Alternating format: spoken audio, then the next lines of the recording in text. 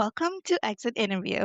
I'm your host, Yuti Prakash. This podcast explores what happens when women build successful careers within structured professions and then decide to change the rules of how they work, lead, and define success. Quick pause. This episode is sponsored by Studio Worst. Studio Worst supports architects and developers with design documentation from concept through construction. Grounded in over a decade of senior level experience inside large architecture firms. If you're looking for clear, BIM based documentation support, you can learn more at studiowors.com. That is STUDIO. Back to the episode. To Exit Interview. Today's guest is Danilda Polanco, an architect, general contractor, and the owner of Dope Architecture Incorporated, a woman owned residential design build company based in Denver, focused on creating thoughtful and inspiring homes. Originally from the Dominican Republic, Danilda moved to New York at the age of 19, learned English while pursuing architecture, and eventually built a company that brings design and construction together under one roof. Beyond her professional accomplishments, Danilda is a very proud mother, wife, and entrepreneur. Her journey reflects resilience, determination, and a commitment to building not only homes, but also opportunities for women in the architecture and construction industries. Danilda, I'm so excited to have you on the show. Welcome. Thank you so much. I am so excited to be here. And thank you for having this space for all females to express their path and their journey and how we can all grow together. Of course. So let's start at the very beginning. I want to talk a little bit about your journey moving from the Dominican Republic to the United States at a very young age. Tell us about what was going through your mind at that time and the challenges that you faced coming into a big city. Yes, I am from a small town in Dominican Republic called Nagua. And I always say where my town is from because it is a little bit of a controversial place. I was just very curious. I have actually finished my bachelor's in architecture at age 19. So when I came here, it was after I graduated. We came to visit, and I was just totally amazed by New York's vibe. Who isn't, right? It is just such a special place. And having that authenticity, I was like, oh my gosh, I just really want to be here. Little did I know that there was so much more than just wishes, right? You come here and you have a zero knowledge of the language. I used to live at my uncle's house, like in a couch. There's no space for anyone, literally. And you have to create your own space in every direction you move in that city. Now that I am out of that city, I can totally be living proof that if you have made it there, you can make it anywhere. Yeah, absolutely. But moving there at age 19 and excuse me, I was with my sister and my brother also moved there earlier. I just literally had one path, and that was I am going to become the best that I can be at architecture. And that time it was really mostly about the fame, because when you come fresh from architectural school, is all of these architects are your fans. There is Frank Lloyd Wright, there is, oh my gosh, it's like Foster and all of these guys that you just totally adore in architectural schools. So architecture at that age is just very, very much just based on ego. You have no idea what you're doing, but you want to be someone. You want to be. At that time, I was just like, okay, what is it that I need to accomplish then? And that was then first going to Pratt to pursue my master's degree. Yeah. Wow, fantastic. And I remember being in architecture school myself, and I think a lot of times the people that you look up to would mostly be men, right? It's a very male dominated industry. And so we are not accustomed to seeing people who look like us in the industry. And I think we need more examples of that, right? Yeah. Was that something that was running through your mind? Like, why do I not see someone who looks like me? Absolutely.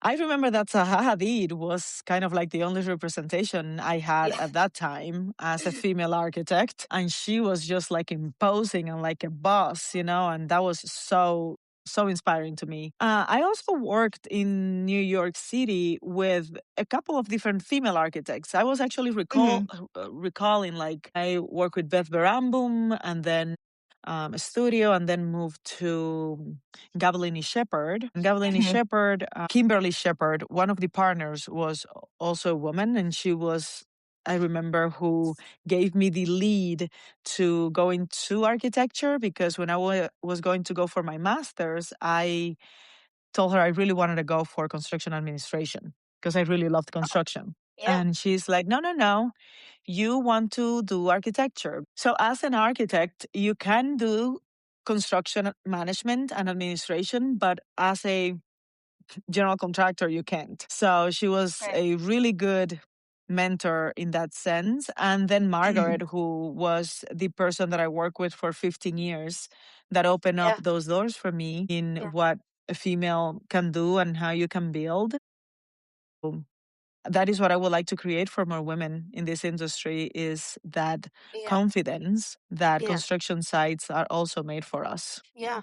Yeah. I love that. And when you worked for these large firms, did you ever think that, you worked for Margaret, who was a solo architect, right? She had her own firm, and you had that very formative experience Hmm. of learning under her as a junior architect, growing into Yeah. becoming a licensed architect. Did you ever think that, eventually I want to be her? Like, I see this incredible example of a female architect mentor who's a total boss. Did you ever think I want to be that one day? I was her. You're I was hair. Literally, it was just hair and I doing Yeah. all the work. So it was really hard not to be. Now, if I wanted to have my own practice and do my own thing, yes, absolutely. Mhm, That was mhm. very important to me. And as you can imagine, you kind of set up in your mind all of the milestones that you are supposed to achieve, right? Like, I'm going to get Yeah, married by age this, and I'm going to have the yeah, kids, and I'm going to have my career. yeah, I always really had it as a life goal that by age 40, I needed to be, financially independent and have my business. And mm, I always knew that I was going to have a business, and I was going to have, yeah, it was not a firm precisely, but my own mm, thing going on. yeah. Yeah. That was So always is part it of the vision. was always ingrained in you. Did you see that in like a family member or someone as a younger child, see someone build their own business that gave you the confidence to do that later on? Yeah, basically my parents, Yeah. not so much by building their own businesses, but by being absolute hustlers here in their lives. Um, we, I grew up with tons of pride from seeing my mother raise four kids by herself, being an OBGYN, and she was one of the first OBGYNs in her town. So she had a lot of people that Wow. knew her, and everybody knew me as a result of my mother. So I was always the child of, the daughter of, how it is in our small towns. The same thing for my dad. My dad was a banker and a lawyer. So he had also made his, he was the boss. He was like the director of a bank. And so I always grew up with that pride of who your parents are. Mhm. And it was kind of like, I'm a middle child through and through. It's like Yeah. that thing of middle childness that you're gonna get it. You're gonna get Yeah. whatever you want. Yeah, Yeah. absolutely. I love that. Because so often, when I talk to other immigrant professionals who've come here, they're so used to taking the stable path, get a job, be stable, get that 401k. Yeah. You're set for the next 10 years, 10, 20 years, and don't even think Yeah. about taking the path unknown, right? And that's a very common script that I've been used to coming here. And so I don't always often hear someone being brave enough to take that leap and starting their own business. Yeah, it was by learning, by getting the steps that you need one by one, and not being in a rush Yeah, to get to that next step until you are solid on your yeah, confidence of what you can deliver. as a professional. So for me, in those first formative years of my 20s and early 30s, it was really all about acquiring experience in construction and in design so that I could then monetize that. And going into a company, as you know, is just going to involve so many other layers and responsibilities that is just not wish and even knowledge. Yeah. I started, to me, education has always been the path to everything. I love educating myself on anything I don't know. So I was like, okay, I want to be a licensed architect. What is it that I need to do? I want to be a general contractor and developer. What do I need to do? And these days it's way easier. You can just add ChatGPT. There, I was just had to go to all of the different paths and lines, and getting my Pratt's degree, it was merely in order to convalidate my degree from Dominican Republic. We as immigrants are sometimes, especially in New York, we tend to sometimes see ourselves a little smaller because we're so many. Yeah. There is nothing kind of like special of us. Everybody's an immigrant. Everyone has a story. It could be a sad story. It could be a happy story. We all come from different places. So the uniqueness of the experience is not so much, people don't sometimes relay so much because we are all in the same path. Here, coming to Denver and realizing that I was actually someone that represents others, like the hope for others, the hope for other women, the hope for other immigrants, then my responsibility is greater in society. And the representation has to be greater in how I present myself in every direction, So your opportunity to be more of that example, you felt that when you moved to Denver compared to New York. Absolutely. Right. Absolutely.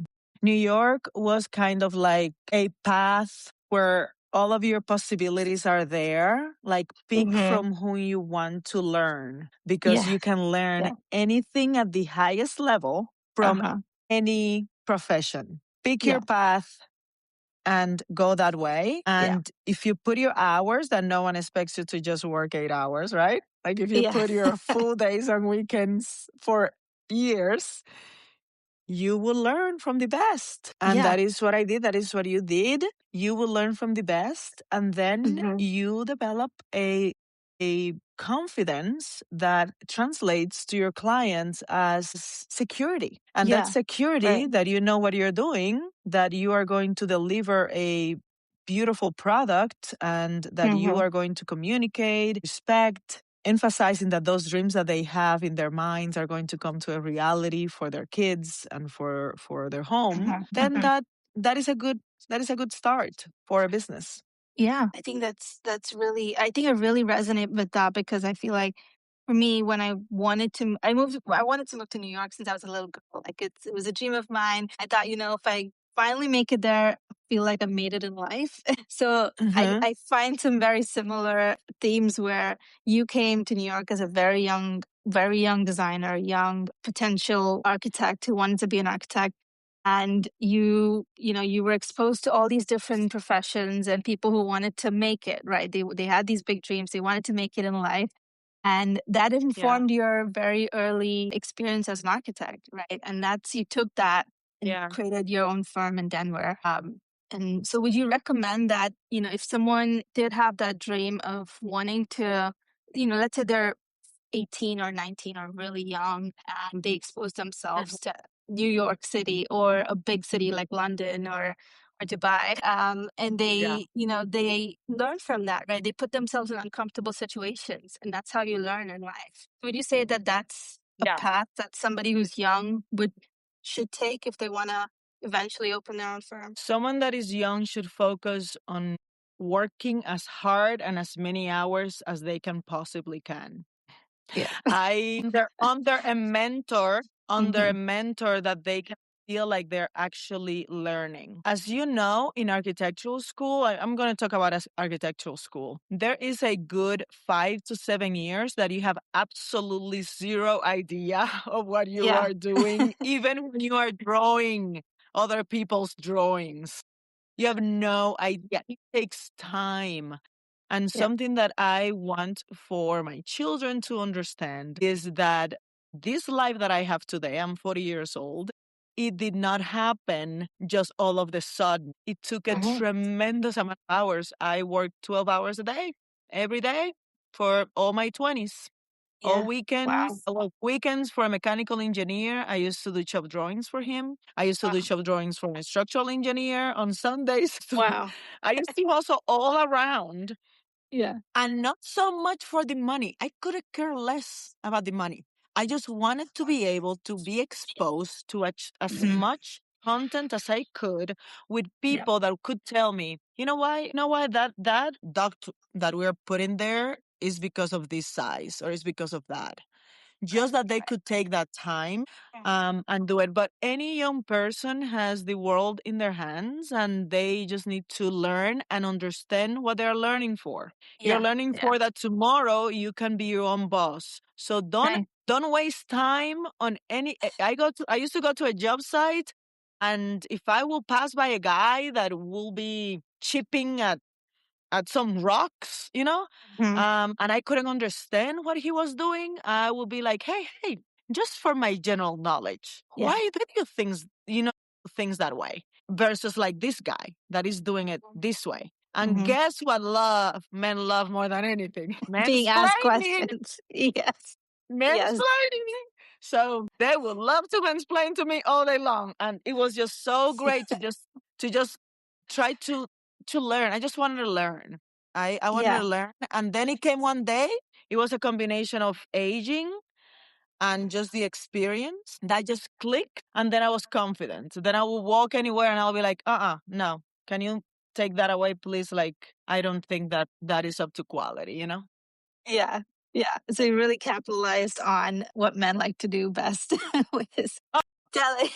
If you are a female in construction and you don't capitalize on being a female, on the female and male vibe, you're missing out big You're time. missing No, out. no, Yeah. it's a given threat, Yeah, for sure. And I think especially architecture is a profession where it takes time, right? It takes experience to get there. Like it's not like Years. computer science or software engineering where you need 3 years to probably become really good. It takes us a long time, 2, 3 decades even, and you still don't know half of it. It Yeah. is because we're artists. It is Yeah. because we're artists. It is just not so straightforward. We learned a portion of our profession is the science of construction and materiality and how things work together. But it is because we are artists in this profession. Yeah. We are creating new things every single time we have a new project. We are Right. creating the things. Exactly. Yeah. And you're in a Yeah. different stage in your life. So you're going to Yeah. also resonate to that design differently based on where you are in your life as well and what you have to offer. Yeah, absolutely. I would love to also talk about mm, motherhood and your time spent, your time as nurturing your children, your time really through that whole journey of going from working for market money and starting your own. What was that period of life like for you? Tough, rough, tough. So rough because Uh, I was 20, no, I was 30 when I got pregnant with my first child, with my son. And I was already studying to take my yeah. license exams, right, for architecture. And I like only pass exams when I was not pregnant. I could not pass an exam for the life of me while I was Yeah. pregnant. So that was just a lot of wasted. As soon as I didn't get pregnant, I will pass my exam. But I was in that process of getting really serious about getting my license. And here I am, I am pregnant and I have my first kid. It was kind of like the ideal of that I will stay at home with him for whatever the time I could hold down the fort. Yeah. I never really planned to be a stay-at-home mom, but I also knew my child was very young. We could afford it. It was like part of the deal. And everything kind of started going well with that first child, One is like done, two Yeah. is a little bit more.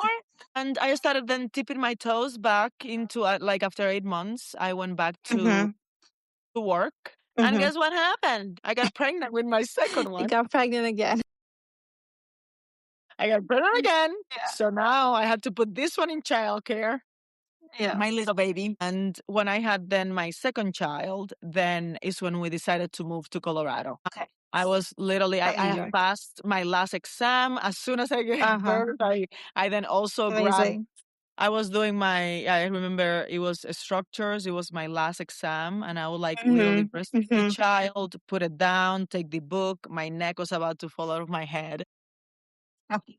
And that was part of that process. But not everyone has the opportunity in New York to not work for Yeah. 8 or 9 months. And I will say, take the help. Take the help from it. Your mom wants to move on over, take her. If anyone, because no one tells you, but that kid is really young at Yeah. 6 months, at 3 months.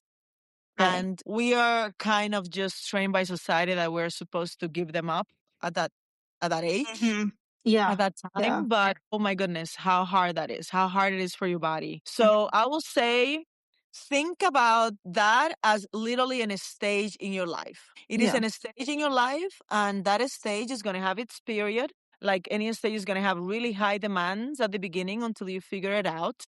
Then it's going to a little bit ease away so that you can reconnect again with yourself and go Yeah. back to other things. You Right. have a long life to live, a long life. A year, that is how I see my life. A year or 2 or 3 is not going to end and probably be drastically impacting your life. I'm going to live until 100, so I have a lot of time ahead. You probably too.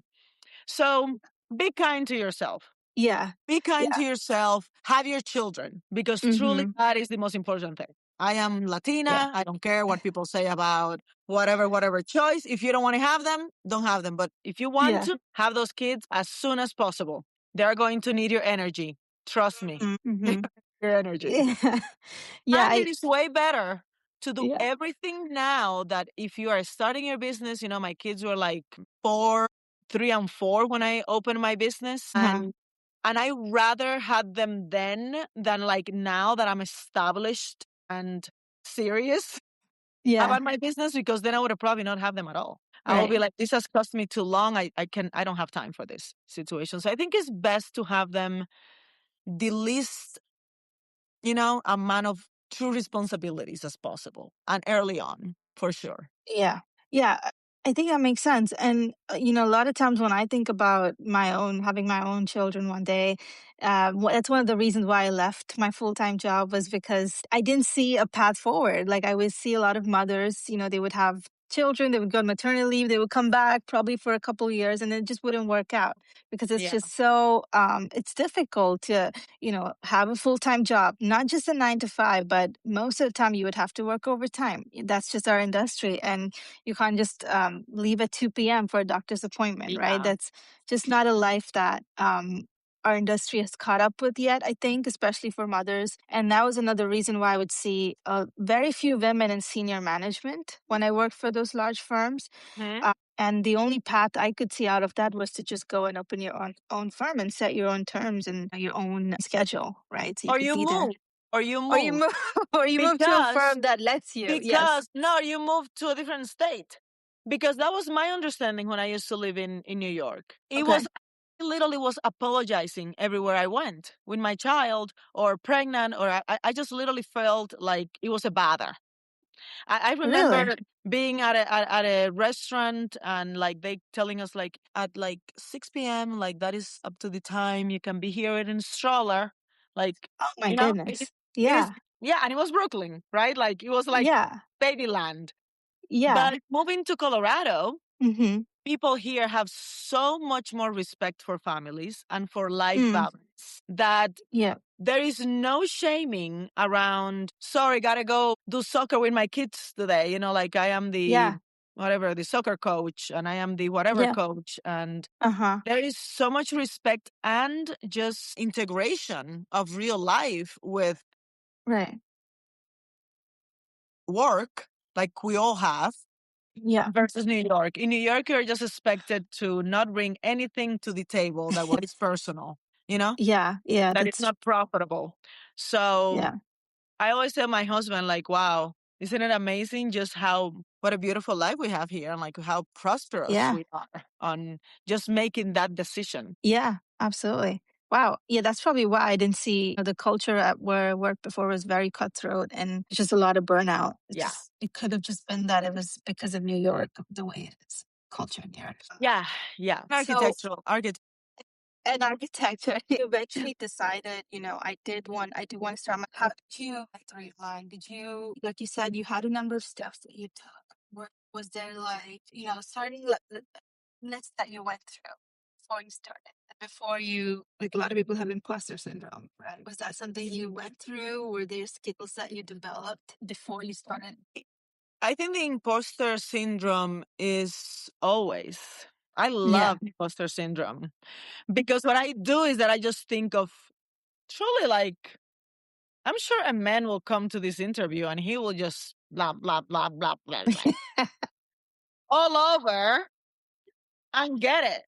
So I try to be very honest when it comes to construction and manage my firm with a lot of integrity because it involves so much money for people. And I don't want anyone to be put in that position of not understanding the amount of money they are going to go in. But back to how I started my company. Moving to Colorado and having this new life, I slowly started to detach emotionally and also as an individual of who I was in New York. And every day I would get on those calls, I was being reattached again. And I could never kind of really let go of that persona that I no longer wanted in my life. It was more hostile, it was more stressed out, it was less trustworthy. It was not the person I wanted to be. I really like the person I was here. So I decided of how can I then build my crew, because that is what we had there, that it was really a safe net for me. A whole crew, plumbers, electricians that are also accustomed to the quality of work that I'm used to delivering, right? In like Park Avenue and Madison Avenue. Yeah. Who can do that here? And that was the hardest thing to do, was to find and to create that crew. But I just gave myself a deadline, like everything. I just told my boss literally at the beginning of the year, because I was the only person working for her. I said, look, by December 24th, this will be my last year with you. And I will be happy to, in this time, train someone for you, because I knew how particular she was. And I wanted to give her the time, right? Because I did so many things. Someone had to then be brought up, or too many people brought up for that same thing. And she never kind of took it seriously until, I keep telling her, like, in 6 months, it's my last day. And in 3 months, it's my last day. Yeah, you're on a timer. And God, pray to God. You got to pray to God to put in your path what you should have. And I said, if this is my path, then, put it on my way. And I had one of my first clients came here to my home to buy a plant from my plant business. And she was like, oh, wow, like your home is so beautiful. Who did your home? I'm really looking for a general contractor to design, to do like my kitchen or whatever thing. And I'm like, oh, really? I am a general contractor and an architect. That's great. She's Yeah. like, no way. And then we started talking. Yeah. And she's like, yeah, I haven't been with a kitchen for 2 years. I would love for you to do that. But she's like, I want to start with my basement. I need to do this and that. I'm like, okay, great. Yeah, I can start, early January. So I told my boss that, the time is up. Yeah. Time is up to move on. To move to Time Denmark. was up because it was time for me to give my energy and all my full energy into something real for my family. I decided to do, I'm like, I have 20 years of career pursue, busting around. I need to use that energy to create the empire for my family. And that is going to happen if I start today. And I'm going to start today. Everybody move my way, out of my way. I'm going to go that way. Yeah. Straight. And you go to the Soul store and then you buy a pair of balls and you install them. And you say, you know what? If anyone else can do it, if that girl from Nagua, the Dominican Republic, do it, I can do it too.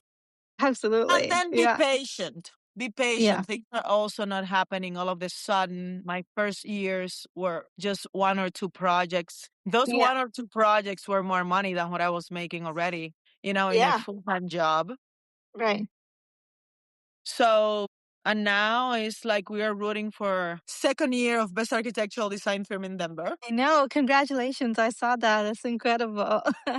Thank you. So just go for it. The reason why I want everyone to do construction is just because of the amount of money involved in that side of the business, because it is like the real profitable part of the business in design, I think.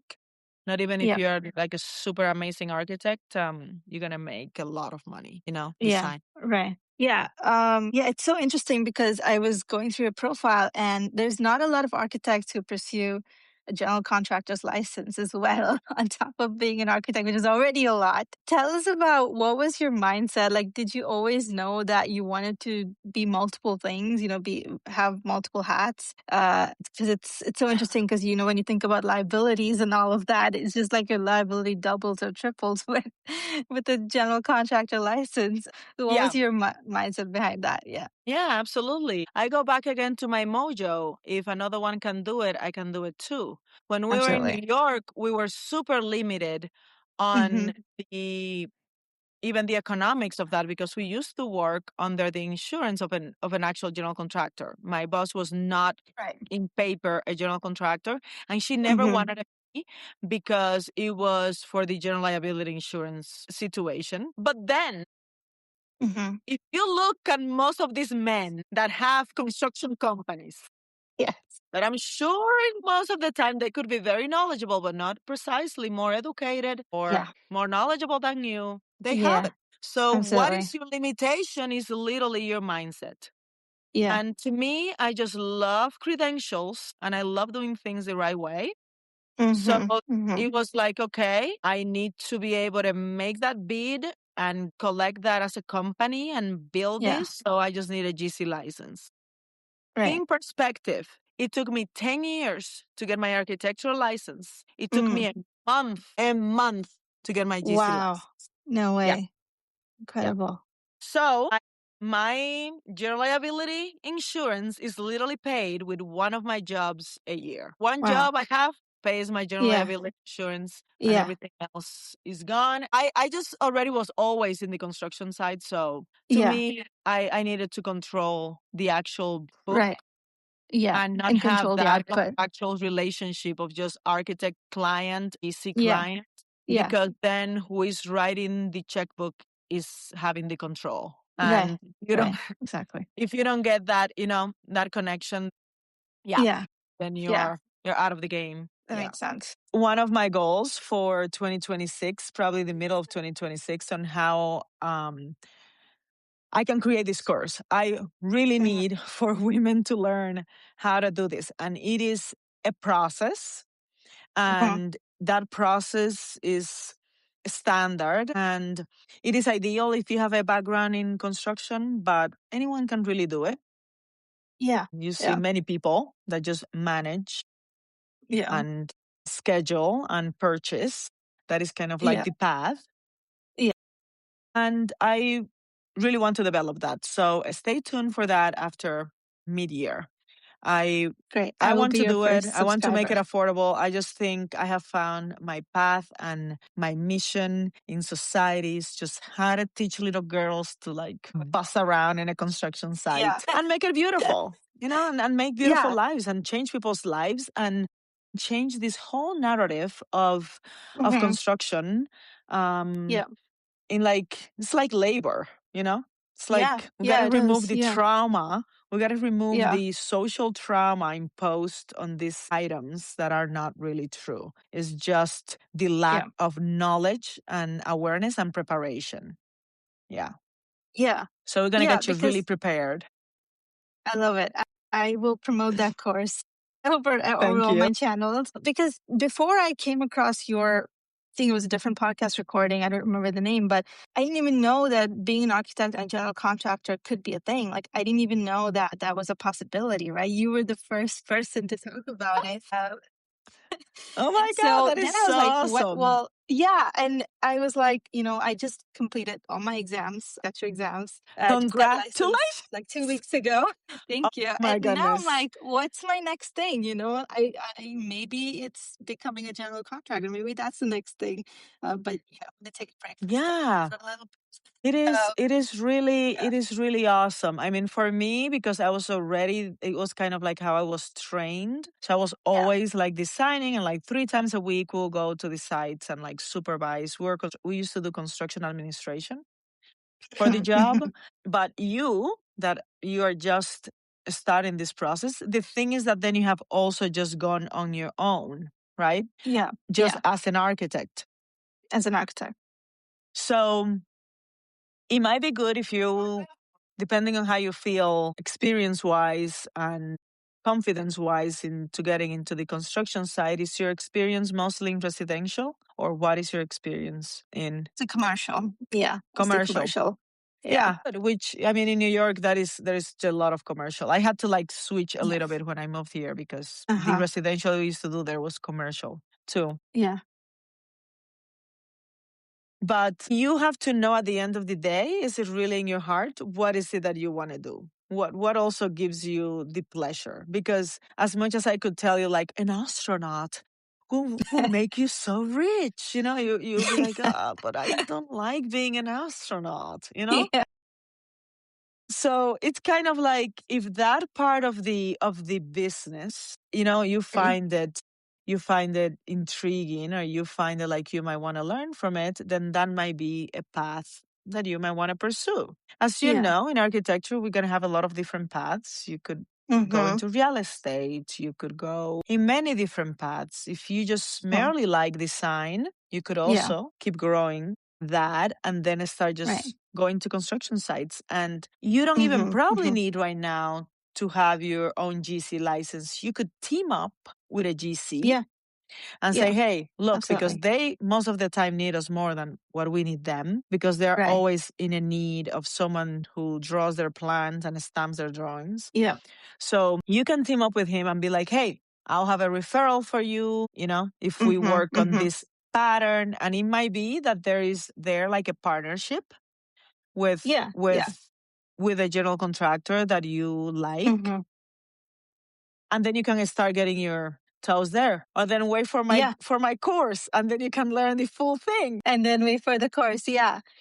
Yeah. I think that's what you're doing is so important, because we don't really come across women who've done all of this. Like, most of them we're told that women are not meant for construction. Like you said, it's the stereotype. And I think we definitely need more of that. So please tell us when you come up with a course. For sure, we need more women, and it is literally kind of like one of the last hidden secrets. Yeah. Yeah. Because why not? Yes, sometimes you could get a Yeah. little dirty, because depending on what it is, but I personally love the physical actions of a job site, of just walking everywhere, and all this. But Yeah. as a general contractor, this is how I go to my sites. I'm in heels. Like, I I don't love look at my it. I love nails. it. It's Yeah. not like you're gonna be dilapidated, over Yeah. tile. You're gonna have people to do all of these things. But I think Yeah.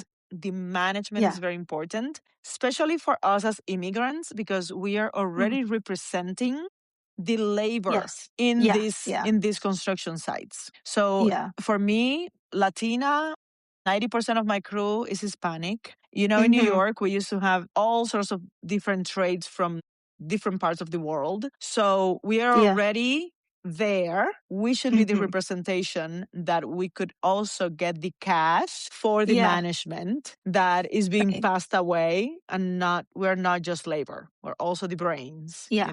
Yeah. Yeah. Right. Yeah. And Yeah, I think that's a bigger responsibility, not just being a woman, but being a woman, an immigrant woman who has the responsibility to show future generations that All this is I can tell possible. you, baby, all I can tell you is that being an immigrant is my best tool. It is Yeah, my best yeah, tool. uh-huh, Why? Because if you're already here and you're already here for years, mhm. nothing can beat you down. You're just gonna That's go exactly, yeah, straight, and you know that the impossible has already been done, which is for you to yeah, adjust to a new country, to mhm, respect another culture, to mhm, embrace it, love it, accept it, yeah, even have babies in it, even give it your yeah, babies. Okay. yeah, So that I want to also change is the martyr of the immigrant versus yeah, the little girl running with no shoes. I didn't put shoes on until I was like 20. Like, are you kidding me that you're going to tell me yeah, that what is going to stop me? Like yeah, being an immigrant and being raised in those countries and with parents that have gone through whatever and were so resourceful to give us a life and a yeah, community that knew what things really cost and the value yeah, of relationships. It is the best. And that is yeah, why I want us in that job site yeah, because yeah. we are definitely stronger. We're We stronger. are, Yeah. definitely. Like, So you yeah, can do and it. yeah, You can do it. absolutely. If anyone can do Never it. get And looking at discouraged. you, If you're you the ever perfect feel example. Yeah. discouraged, if you ever feel Yeah. discouraged, call me. Call me because I can tell you, there were many days literally here, sitting here, cuddling my Mhm. child and singing Little Jama Jama Little Pajama for the 20th time that I want to Yeah. literally shoot myself. Like, you need to know that this is just a time. This is just a Yeah. time in your life Yeah. and Mhm. it will Mhm. pass. And that woman in Mhm. you and that fire in you is there. And the Mhm. reason why you just got your license is because you're giving yourself options. Yeah. Tomorrow, you'll have an option to be a Yeah. Yeah. licensed architect. Your life is Yes. not just that. Your life is Yeah. going to be all of the different things you want it to be and how it Yeah. serves you best. So when Right. I want to offer females options. A Mhm. general contractor is just an option. Just an option. Yeah. Yeah. And I think it's so important to not let your profession define your identity, right? Because a lot of times, like for me, the past 5 years studying for the exam, that was my identity. Like that was part of my Oh, identity, yeah. becoming an Oh, yeah. architect. And then you become one, and then you're like, now what? Like, Yeah. But motherhood is going to take over all of that. And motherhood yeah, is the yeah, biggest shift in identity that a woman can yeah. go through because you Hmm. lose the self and you become the mother. And Yeah, it is yeah, beautiful, but as everything, it requires an absolute death. You have to die as you know it. yeah. And be reborn. And Yeah, your new amazing woman and a yeah, fierce lioness is going to come out on the other side, but it's going to yeah, beat you up. I can tell you right now. yeah. So no one told me. No one told me. Everybody just watched from the far and be like, oh, there were only a few women that told me straight up when I had my two little kids. She was like, you are going to be so screwed for the next 2 years. Look at me. You still have two more to go. And then you're going to be free. And then you're going to be free. And you know what? That was really helpful Yeah, because I knew that I had 2 more years of that instead of thinking that that was going to be the rest of my life. I thought that that was yeah, going to be the rest yeah. of my life. Yeah. Wow. Young kids are hard, but they're worth it. Yeah, So do it. they really are. Yeah. I'm very Wow. bossy, if you cannot tell. No, it's you're confident, and we need more of that. We need more confident women, and I think bossy is just a word men Well, use. I mean, So I don't care how it is. I just think I need to. My mom yeah, taught me to just speak clearly and go to the point. yeah, yeah, So the more I absolutely, yeah, sugarcoat it, the more it gets lost in translation. So yeah, yeah, for sometimes sure, we need this straightforward. Yeah. yeah, And to all of absolutely. the ladies that are listening out there, this is not a game of perfect timing. This is a Mhm. game of action now. Action Yeah, now is please go and make your company. File any company you want, just file it so that your company can start growing with years of experience to the public. And if tomorrow you want to be a woman-owned company, when you're actually ready, you can start having that support. So the first thing, just go and get that company going. It doesn't matter if you don't make anything, but you have a company.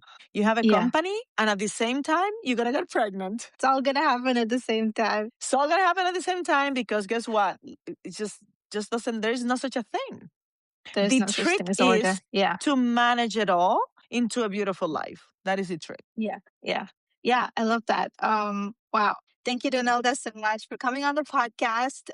If there was one thing, one line that you would tell a woman who's standing on the ledge, who wants to take that leap to starting her own business, what would that be? You have nothing to lose. You cannot live literally with the regret of the what if. You don't want to live with that regret your entire life. You need to do it. Even if you fail, who cares? You can go get a job any day of the week. Any day of the week, someone can give you a job. But to do what is true to yourself, you already made the most important decision in your mind, which is, should I have a company? In the moment that thought comes to your head, nothing can stop it, but to do it, execute it, get it done, move on, pursue it, drop it, sell it, whatever. But in the moment this thought comes into your mind, pay attention because it is your intuition talking for the future self. So do it and call me if you need any words of encouragement. Send me a line. Call Danilda. Yes, I love it. Thank you so much, Danilda, for coming on the podcast. We're so grateful. It has been such a pleasure. Keep doing what you're doing. Pleasure. I love it. Absolutely. Keep doing what you're doing and we'll stay in touch. Thank you.